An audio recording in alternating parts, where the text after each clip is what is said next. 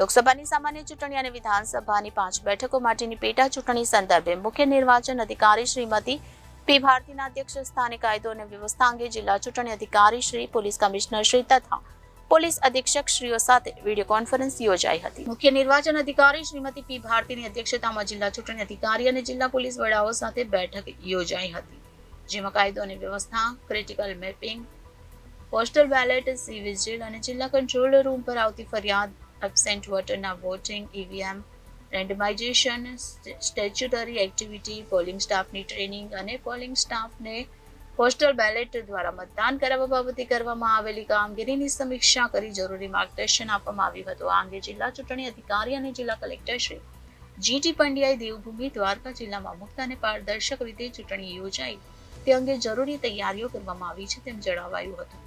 આ વિડીયો કોન્ફરન્સમાં જિલ્લા પોલીસ અધિક્ષક શ્રી નીતિશ પાંડે પણ ઉપસ્થિત રહ્યા હતા।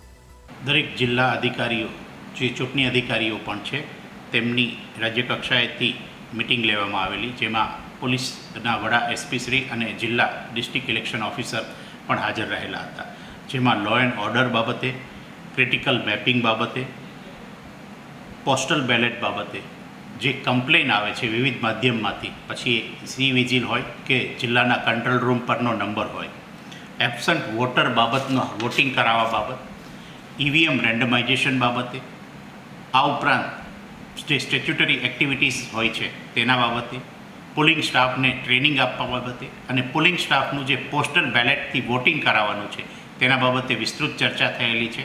આ માટે દેવભૂમિ દ્વારકા જિલ્લામાં સમગ્ર તૈયારીઓ કરવામાં આવી રહી છે।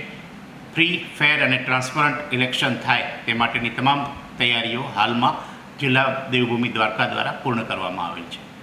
Bureau reporter Janadesh news, Devbhumi Dwarka.